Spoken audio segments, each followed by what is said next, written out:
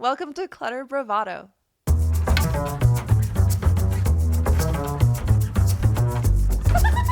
Yes, and it's the energy.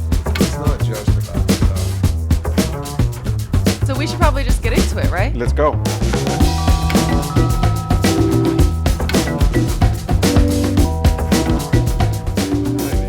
Hello. How are you? I'm good. How are you doing? You good? I'm excellent. Okay. Excellent. It's a good day today. It is a really We're good going day. to have the king of excellent, which is we're Jeffrey gonna- Saad a little later. He's so cool. He's so cool. And you'll see what excellent looks like Yeah. every day. How did you and Jeffrey meet? We met 30 years ago. Oh, like when I was 6? Yes, and exactly. Great. Just checking in. Just to make sure that we get the yes. I was in first grade. You were 6. Yeah, okay. And I was 25. Awesome. I don't know how the math works, but yeah, something like that. Something like And that. Jeffrey had a restaurant in the Marina called Sweet Heat. And I met him, and he was just, passionate about his craft, passionate about food, and we shared, that passion for quite some time. And then our life kept on getting weaved through our kids, through common friends, through sports, through passion, and we're still in each other's life, and he's fantastic. I feel like every hyphenate that you have, because you're a chef and you were a boxer and you are in the design space, and he's in martial arts, and he's a chef and restaurateur and a real estate.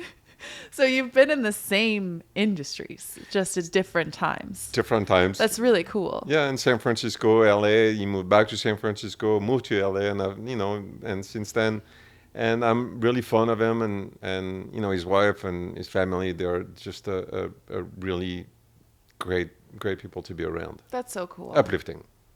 Yeah. Is kind of what I would describe them as. I like that. That's really cool. How have you been? What have you been up to? This week has been good.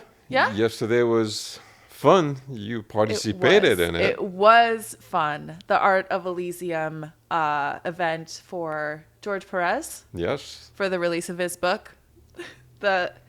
I haven't decided whether or not we swear on this podcast yet, but let's break into it. Yeah, for sure. The shut the fuck up method. Exactly.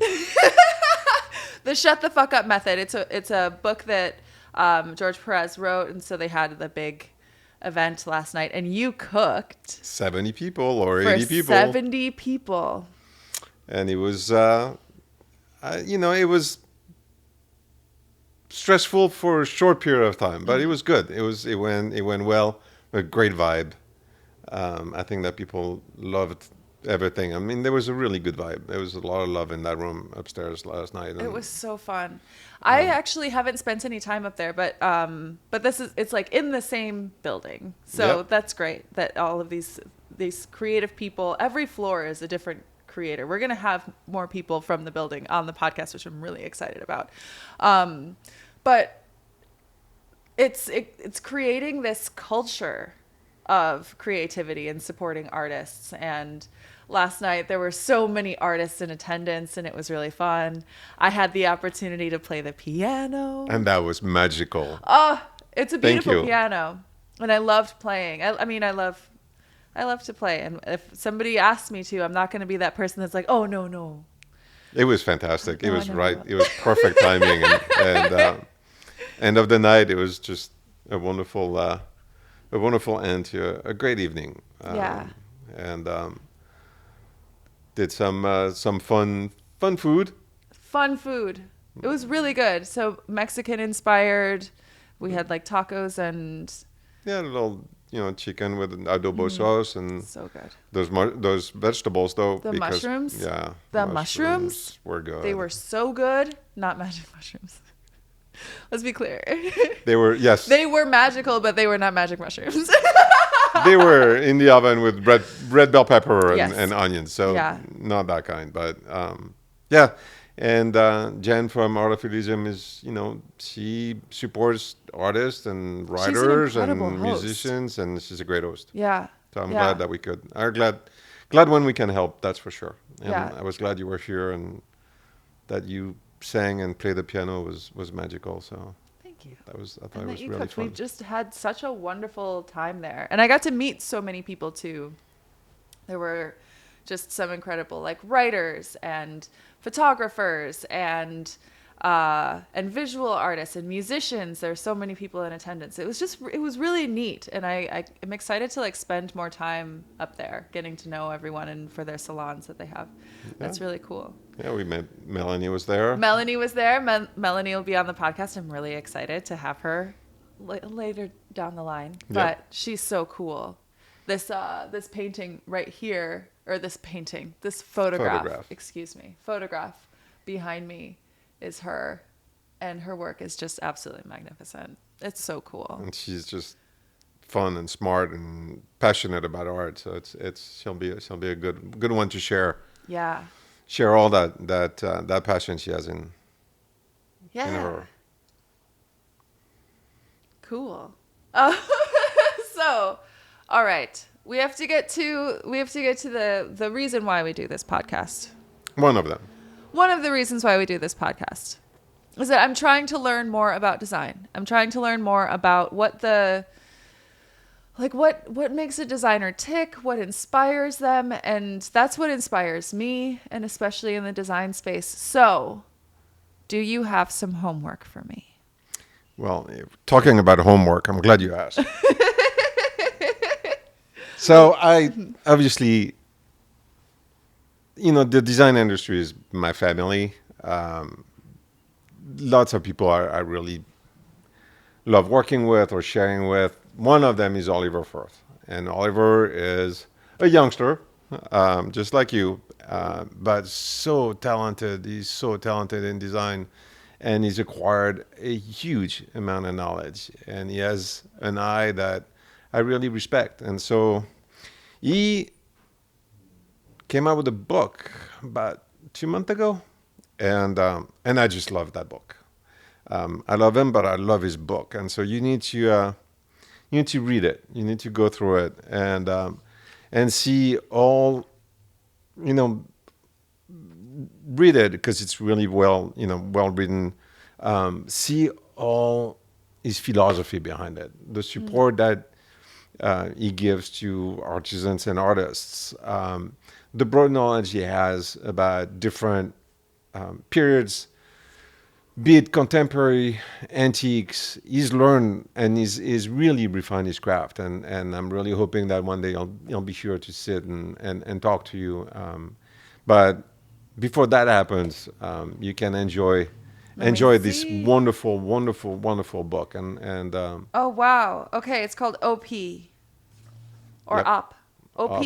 it's up because it's Optimistic Interiors. optimistic. Let's do that one again. Optimistic interior. Amazing. Oh, this is so beautiful. Okay. I have every time I get a design book, first I have to go through it and look at all of the pictures. That's probably what everybody does. That's Yeah, why I'm we. just, I mean, going back to my picture book days, but this is so beautiful. This is so beautiful. His work is really, it feels really friendly. Does that make sense? Yeah. Like it feel not friendly in a way that it's trying to impress you, but friendly in a way that it feels comfortable and like it's familiar. Hmm. Yeah. And same thing. I think that I Wow. met Oliver probably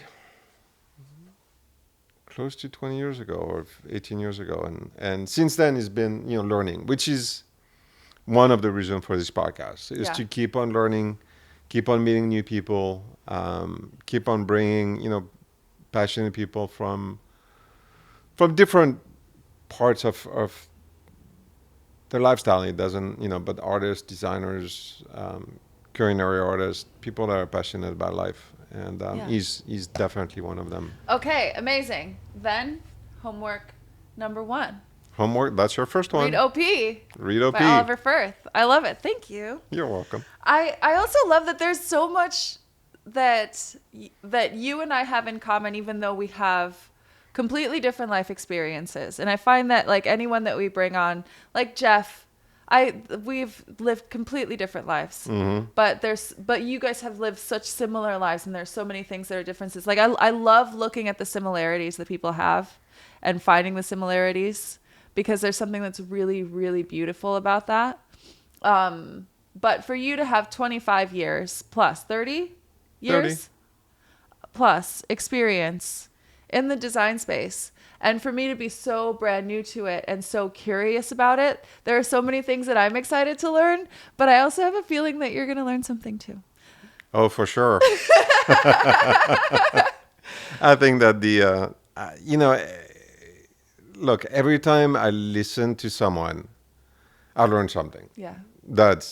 And so, for you bring a freshness to the way you interact with people that, for me it's great, because it's at a certain point you kind of look at things in the same way, and you challenge that a little bit, and so that makes me that's going to make me much better. And then listening to artists and designers and delving into them, I'm going to learn a lot. And I'm excited about that. Oh, that's so exciting. So today I'm going to, even though I've known Jeffrey for such a long time, I know I'm going to discover something new.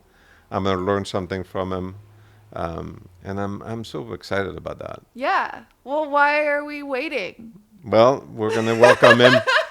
And then we'll just have that interview, and then we'll have lunch after that. Oh, yeah. A surprise. Oh, I don't know what you're making yet, so I'm really excited. Not yet. Okay. It'll be a surprise. Perfect. All right. Well, without further ado, let's get to Jeff.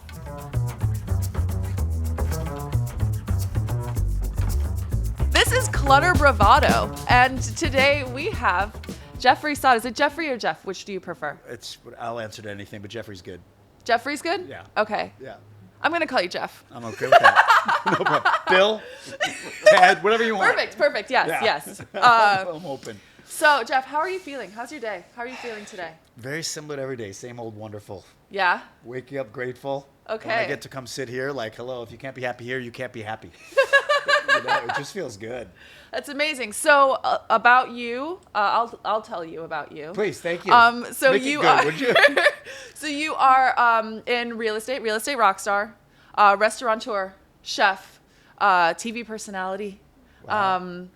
Motorcyclist. Yes. And you have a podcast as well. Yes. And really focused on what you can control, controlling those things, and letting go of the rest, and sort of letting everything sort of fall the way that it's going to fall. Exactly. Being in acceptance, I think that's so beautiful. So how did you get there? I got there by starting somewhere very far away from there. Yeah. We all have, I've always believed this, like, there's no such thing as no baggage, right? We all have baggage. Absolutely. What really matters is how do you deal with it? Mm-hmm. That's the difference. And if you have no baggage, that's baggage by itself, because then you really can't relate to the world, right? Oh my gosh. So, grew up with a rough ride, but like, always just felt like life is good. Be grateful, appreciate it, and that always was kind of a natural instinct. But I always say, just like anything in life, right? You want to learn a language. I'm not just going to say, hey, start speaking French right now. I mean, Laurent can, but for the rest of us, it's a lot of work, right? Yeah. And being happy, being grateful, being peaceful is no different. It takes effort, right? Like, I make it a practice. I make it a study. And then when I started reading Ryan Holiday's books, it's all the Stoic philosophy, that's when I got the circle tattoo. Because nice. The circle of control, that's really what it is. Anxiety is really just simply the gap between where you are and where you want to be. Yeah. So if you get rid of the gap, you get rid of the anxiety, and just stay present. And anything that comes up, I look and I go, can I affect this? And it's very important. It doesn't mean you don't care and you're going to ignore it. Like, there's a war going on. Oh, well, I'm fine. No, that's not it. The idea is, oh my gosh, there's this war happening.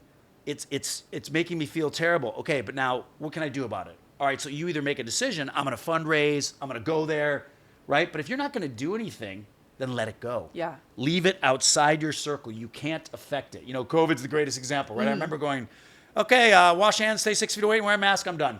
I never thought about it again. Like, Yeah. looking at the statistics aren't going to make it go away, aren't going to make you feel better. Mm-hmm. People get absorbed in all these things that they can't control, and it just makes weight on your life. So every day I try to wake up weightless. That's beautiful. And so I also, like, I've studied up on you a little bit. Uh-oh. And I've learned your morning routine. Uh-oh. And it's deeply involved and really beautiful. Thank you. And there's so many steps to it that like allow you to get aligned into this place of being able to show up as your best self with your clients, but also just for yourself as you go through your world. So because we talk a lot about like design and how we show up in like the aesthetic space, in real estate, your morning routine, how does it actually like affect that part of your business? You are so good, not only in your research, but in your understanding, because that, to me, you just summed it up so perfectly. Like, if you're if you're anything for that matter, but especially if you're a creative, the only way to show up and let that stuff flow is to be cleansed. Yeah. Right? Like I always say, if you wake up and the first thing you do is look at your phone, that's like the mental equivalent of eating nachos for breakfast, right? You're just going to muck that stuff up. Yeah. And you're not going to be in a good place. You're going to spend the whole day being behind, being agitated. So yeah, that routine has evolved over the decades. You know, it started way back, Laurent, when you and I knew each other in San Francisco. I'd go to the little Starbucks at Laurel Village. It was the only one that was open at 5 a.m. Everyone was like, are you nuts? I'm like, no, I love, that's my time. And it's evolved over the years, but it's exactly what you said. I start off and I read the things that inspire me, that I believe in. You know, I have one that says my personal constitution. It's like, what's my internal compass? Because if you don't have an internal compass to filter everything that comes at you in life, you're going to be like, putting go anywhere in a GPS. It's not going to be a good ride. Yeah. You're just going to be all over the place. So you have to decide like how you're going to decide where to go. And the irony is the more time you lose in the morning by getting yourself ready and cleanse yourself, the more efficient you become. It's not about how much time you give your craft. It's about how much of you is doing it when you're doing it. Yes. Yeah, I'm so guilty of waking up in the morning and immediately looking at my phone. And it does really sets me into a place where I instantly have to show up for other people or am instantly answering a message. And who am I in that moment? Like, I'm not even a person yet. Who am I in that moment? That's the right question. Yeah. Because that's it. The best you is not showing up. Exactly. That's what I always say. I'd rather not be available every minute, but when I'm available, you're like, damn. Yeah. That's more important. Like, realtors are especially guilty of that, right? It's like, why my coach used to say, why do realtors not work 5 days a week? Because they work 7. I mean, they just choose to work every day, all day and night. And what happens is your batteries are draining. I don't care who you are. I mean, you cannot be at 80 or 100% every day and every night. It's just not possible. So you either disappear and show up a rock star at 100%, or you're always available and you suck. It's like, with some version in the middle. But like, I want to be the best. People deserve that of me. I owe that to the people in my life. And when my daughter was young, she's 27 now. We have the best relationship, Bella. But, she used to say to me when she was really young, Daddy, you're so selfish. But she meant it like in a pot, like her translation, if you ask her now, was like, I was always taking care of myself. Yeah. But that's why I was always able to show up for them. Never missed a soccer game, all the classic stuff, made lunches every morning. But I had to go take care of myself first, because then you don't have this underlying agitation of like, I haven't gotten to the gym, I haven't done what I wanted to do, and then you're not great for people. And that also shows up like your daughter would then see you setting an example for taking care of yourself first. If you're growing up with a parent who isn't capable of taking care of themselves in a way, then it affects the way that you take care of yourself, because it's either that I have this experience where I'm like, almost always like seeking something else to help me or to fix me. And one of the biggest transformations that I've had is recognizing that I, simply because I have a spiritual practice, like I am taken care of in that way. But I have to be the one that's showing up for me first. Bravo. Yeah. It's such a beautiful thing. Show up for me first, right? Yeah. And, and in a world where, go ahead, Lauren. I just think that, I'm still doing the newspaper, coffee, and the croissant, so I need to... Dude, that's a delicious morning routine. No, honestly, I think that's a great morning routine. I'm over there like, and you're like, a croissant. Just flakes all over. in the bed. I do it in bed, too. No. Yeah. Oh, gosh. Well, okay. I mean, listen. So I'm learning. But okay? this podcast is called Clutter, Bravado for a reason. Exactly. You We're bring all the clutter. We're all a little messy. But Speaking it's also of, important, go ahead. The beauty, too, is there's no one size fits all like everything in life, right? And I always say to people, like, ignore all this if you wake up in the morning and love your life. Like, if that croissant's working for you in bed, just keep doing it, man. The only thing you need to fix is stuff that's not working.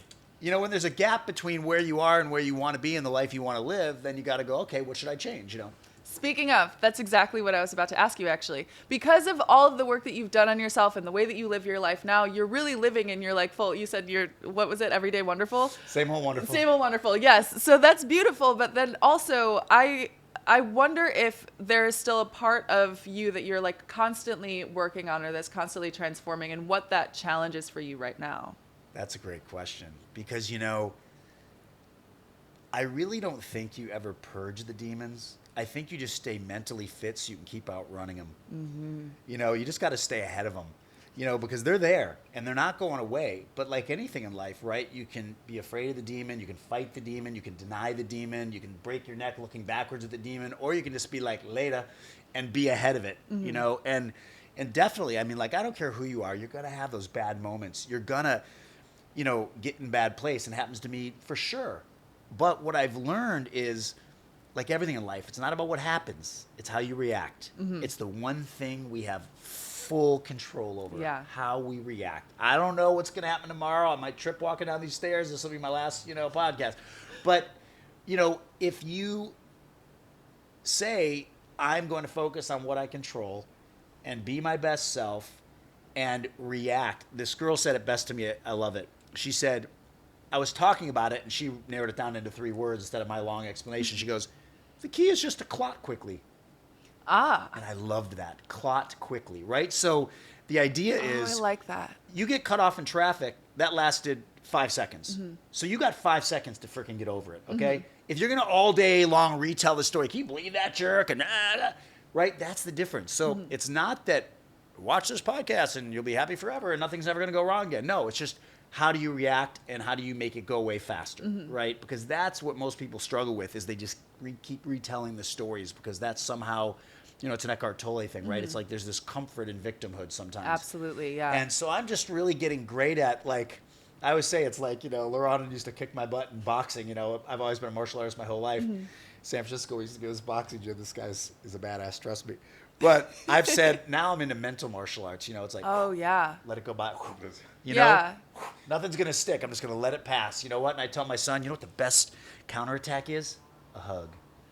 You want to diffuse stuff immediately? Just hug somebody. And whether it's a real hug or a mental hug, like, there's so much more power in letting it go and being bigger. Again, do I do it all the time? No, I fail often. Yeah. But am I better all the time? Hell yes. And that's the key. Every now and then it just feels great. When something happens in the old you would have been like, come on. And all of a sudden you're like, it's okay. It feels good. Yeah, that's beautiful. And especially the martial arts element of it, because they say that, what I've heard, I'm not in martial arts at all, but what I've heard is that the point of the you don't practice. Have to. Anyone that meets you is just going to go, what can I do for you? No one wants to hurt you. I have never been in a fight. But one of the things that they teach is that you want to always stay ready so that you never actually have to fight. Like, the whole purpose of the practice is to avoid it at all costs. And if you absolutely need to, you can show up whenever that time comes. Bravo. But the goal is to never have to use it. Yeah. Exactly. And and it's like, do you do Krav Maga for a while too, or no? No, you did. Krav Maga is the Israeli, military, and these guys are like scary. I mean, the first day of class, I was like martial arts my whole life. First day, boom, blood all over my nose. Whoa! But their whole philosophy was like, you don't fight unless you have to, and when you have to, you kill. So it's 0 or 100. There's nothing in between, because the reality is walk away, avoid, avoid, avoid. You should only use it when there's no other choice. And I think that's another way of looking at, like, the circle of control of things and stuff. Say, what are my options here? Why am I going to pick the most, fraught one? Like, let's pick the one that makes things get better quickly. Yeah. And if worst case, like I always jokingly say, I always kill him with kindness until I have to kill him. Like, nice is my preferred, default. And that's nice, exactly. Nice. Nice just won't work. Okay, now we get less nice. But, nice first. Yeah, that's why I've never been in a fight. I was telling him recently that, like, one of the reasons, apparently I can seem very intimidating, but one of my favorite things. I've never experienced this. Oh, never. But one of my favorite things when someone approaches me in a way that they're really aggressive, or I was a hostess at a restaurant for a while, and people would come up and like be really demanding. That's a hard position. I loved it. My favorite thing is to smile at someone. Bravo. And just say, "Oh, no, absolutely not." See, that just made me feel good. Yeah, just denied me, and I'm like, oh, so nice. Yeah, exactly. Wait, what just happened? Exactly. And that, oh gosh, like learning how to navigate a situation like that, because when someone is upset with me, like there are some people that will immediately meet it with aggression. And like my immediate response, my default response was always to completely fawn, like, yes, you're absolutely right. And now to be able to like stand up and be able to say like, no, that's not okay. But say it in a way where I don't have to compromise any part of myself. Yeah. And saying like, no, absolutely not. State your opinion clearly, but don't make it a story or a problem. It Exactly. just is what it is. Exactly. You know, Laurent and I were forged in the hospitality business, and everyone, I love that you did that, because I swear, talk to me, guys. Everybody should work at a restaurant once. Oh, absolutely. Absolutely. You want to master mental martial arts? That's Yes. like 6-degree black belt stuff. Yes, Like yes. you said, they walk in the door and they're already mad. You're like, oh my gosh, But it's like, I remember when I used to train my hosts, I'd say, if you can't serve somebody like we're booked, you need to look like your grandma just died. Like so disappointed, like that you can't, you know what I mean?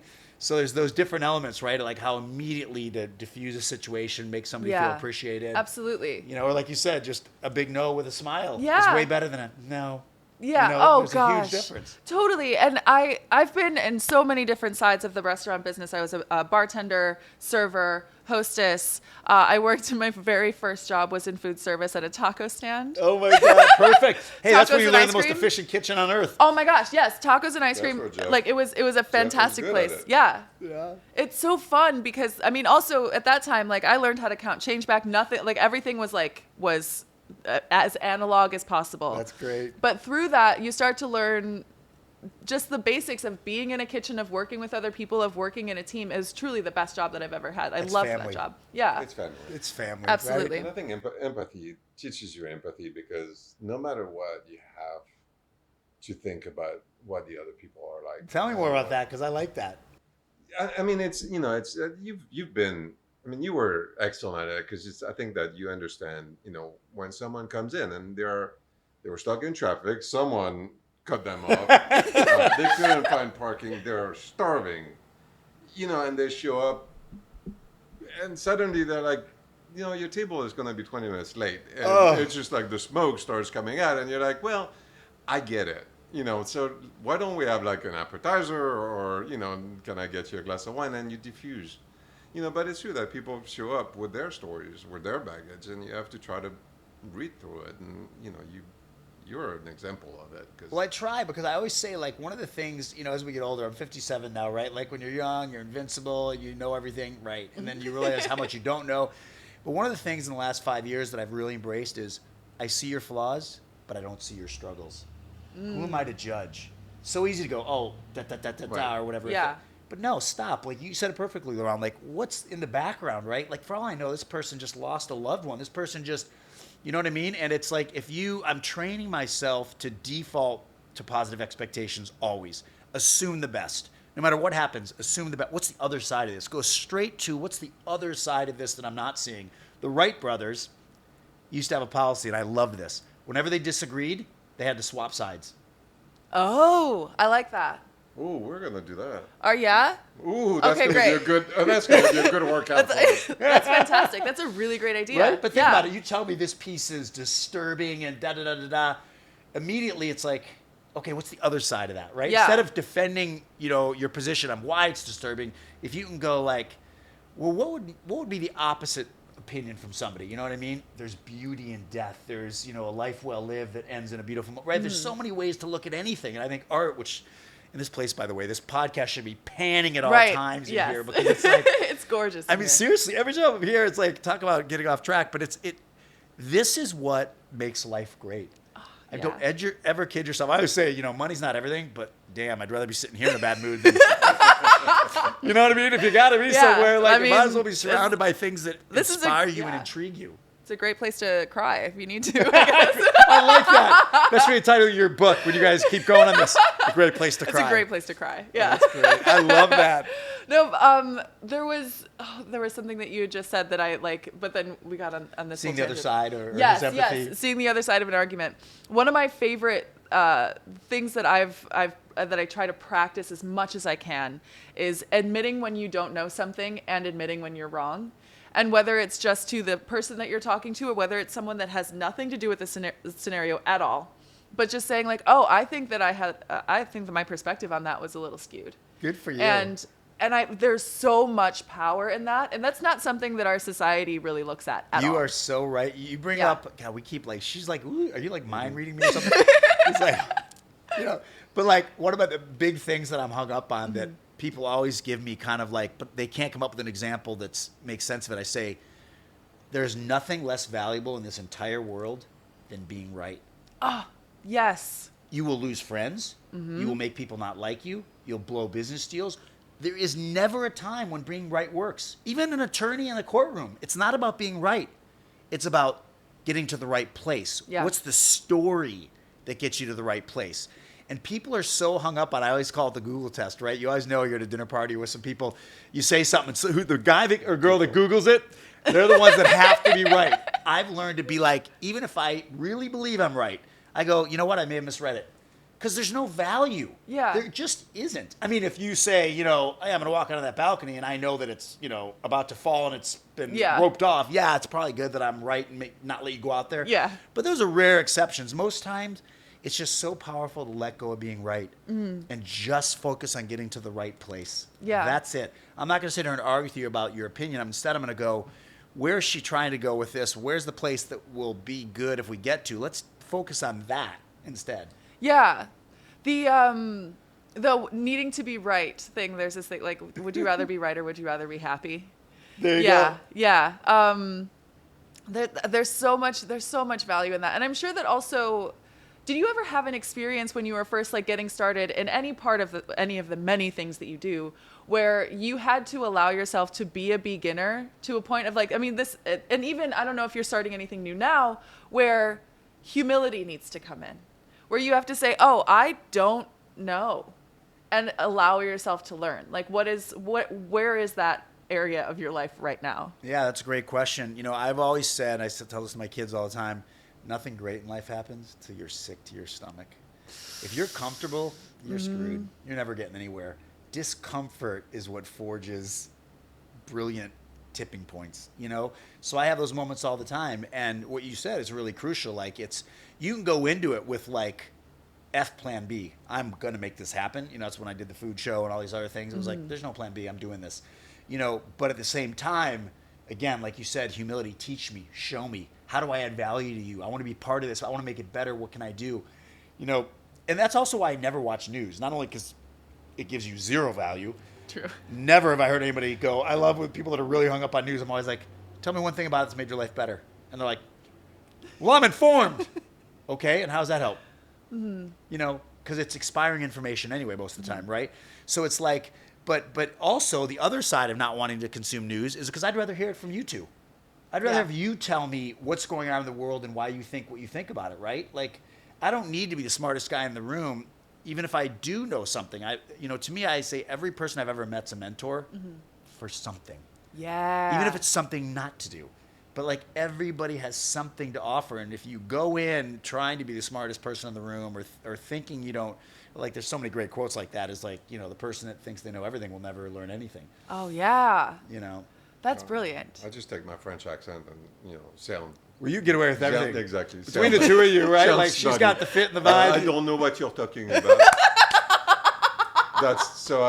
Maybe I should work on that humility thing. I'm learning a lot today.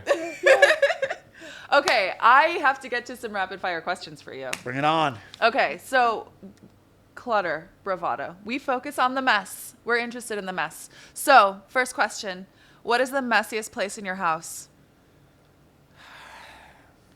My mind. Ah!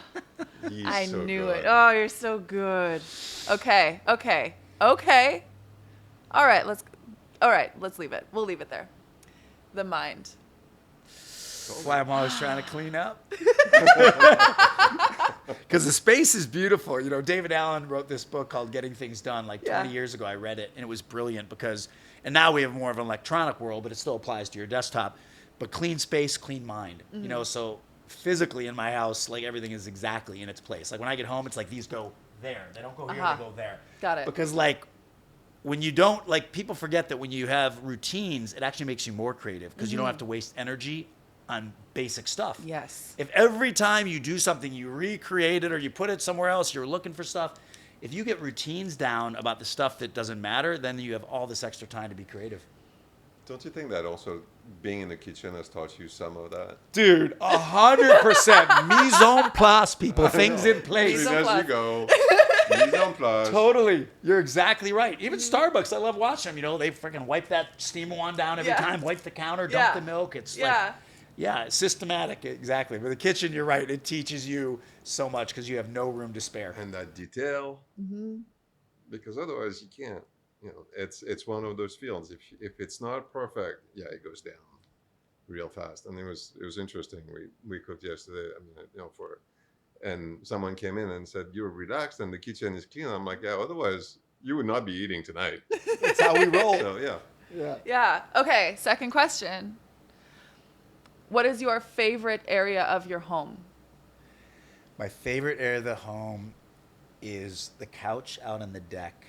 Because I sit there, it's still got a little moisture on it at 5:30 in the morning from the night mist. Mm-hmm. So I just take that in. It's kind of a cool, refreshing mist, and I watch the sun come up. It's like in the days that like it's like a volcanic sky. It's just I'm on this couch. I'm sipping my perfect espresso. You know that so well. This much Italian genius to put out a half ounce of beautiful liquid.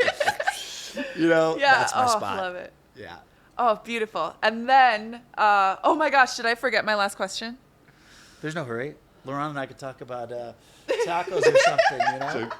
Yeah. Espressos. And, exactly. You know how to clean up your espresso machine. Exactly. Totally. Oh, I remembered it. Yeah. Okay. When you are selling a house, yes. When you walk into that house, what is the first thing that you notice that gives you an overall vibe about it? Ooh, you're good. It's amazing. You know what's funny? Is the first thing I notice is the energy. Mm-hmm. The second thing is all this beauty, for example, like here. But the first is the energy. It's really wild. You'll walk in, and I'll say to the agent, something happened here. Or there's a divorce. Or you can feel it. It's thick. Yeah. It's thick, and it's really wild, you know. And then other homes you walk in, and it might not even be the most updated, greatest new finishes, but there's a love in the air that you're like, this has been a good place to be. You know, and you feel that even in neighborhoods sometimes. I don't know about you guys, but when you're around the city and stuff, there's certain pockets where you're like, there's got to be 1,000 skeletons under the ground here. Or something happened. Because there's it's thick. Wow. But I love that because, you know, even in design, you know, it's the energy. It's not just about the stuff and the furniture and the paint. It's, you know, what makes a house is the energy that you bring in. I love that. And you guys are the master. We talked briefly earlier about it, you know, the story behind anything, right? Yes. The story is as valuable as the piece. Yes. And collecting the piece collecting from someone you love. Yeah. Bring something you love in a house. It's great. Well, that's the other thing I love walking up in here every time is you do it, which you did again. Oh, she lives upstairs. She did that. Oh, that guy's mirror. This guy's did it. Like everything has a connection. So which makes it so special because it's the love of aesthetics sincerely. It's not I have that piece because the artist is so-and-so. It's I have that piece because we did this together and they live upstairs and that's why I bought it and this is how they discovered this material. And all of a sudden it's like twice as luscious as just, oh, that's Banksy, great, or whatever, whoever it is. Yeah. It's the same thing when you entertain. And you're the first one. You know, people are like, oh, you cooked all that. And I'm like, yeah, I could have catered or I could have cooked. I cooked because I love. You transmit that love. Thank you. Through your cooking, like, even, you know, at a high level. But it's true. It's that love, that energy that you put in. Yeah, that's what brings it. Everything is great, but what's behind it is even better. Oh, that's amazing. Oh, thank you so much. Thank you You are for such having a me. gem, and I'm so happy to mutual. have you here. Do you have anything that you want to plug or anything that you're currently working on that anyone who's listening should pay attention to? Well, I think you should be watching this podcast with these two because I'm going to stay tuned. But if you have a chance to go to The Circle, it's called The Circle with Jeffrey Saad. That's my podcast. And, you know, just that's where I hit on all this stuff. But Perfect. Where can we find it? everywhere, thank Everywhere. goodness. It's getting there. Apple, Spotify, all this stuff. Yeah. Perfect. Yeah. Thank you so much. Thank you, guys. Thank you. Cheers. Thanks.